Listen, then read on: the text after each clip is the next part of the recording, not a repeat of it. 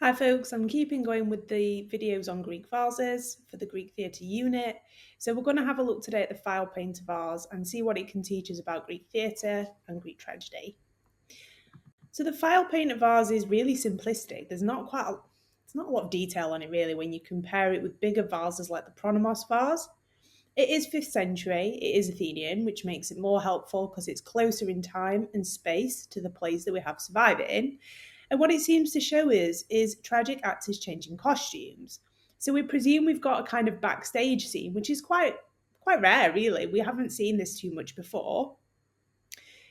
We've got people changing into tragic buskins. You can see yanking the buskins on there. We've got leather boots. And you can see a tragic mask on the floor. One actor on the left seems to be wearing their tragic mask. The actor on the right is not, and his mask seems to be on the floor. So it's a reminder that the actors are male, even when they play females. We might have members of a chorus because the costumes are very similar. An alternative way of looking at this vase is it kind of reinforces the three actor rule. So we know that you couldn't have more than 3 speaking actors on stage at any time, just as a way of making the competition fairer when you made a comedy or tragedy. But equally, actors could play multiple characters. So this could indicate that people have whipped into the skene to have a quick costume change and come out dressed as somebody new and somebody different. If we consider the overall strengths and weaknesses, what would we weigh up for a 10 marker?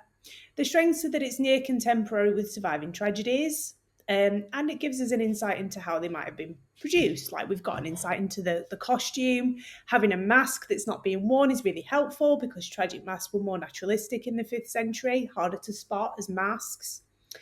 It also reminds us that the masks were overhead because of the angling of that. So we can see that the hair and everything would be attached.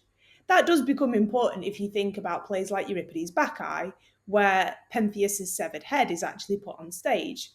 Well, that's made possible because the mask is an overhead mask. So that is actually quite a helpful little detail.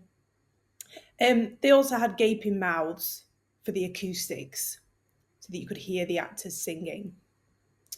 The weaknesses, well, it doesn't really reflect a specific play. It seems to show the inside of the skene, but doesn't give us any details as to like where it is. We just have to infer that from the action. There's nothing in there that shows the stage building. And it doesn't show any stage machinery. So its validity in time and place is really good, but the details it shows are also quite limited.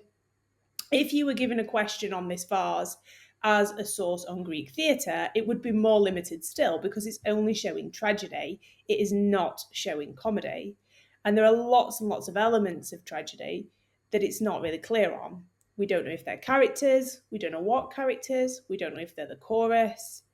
So it is quite limited, and these are the things you should always be thinking about, the questions you should always be asking yourself when you get vases like these.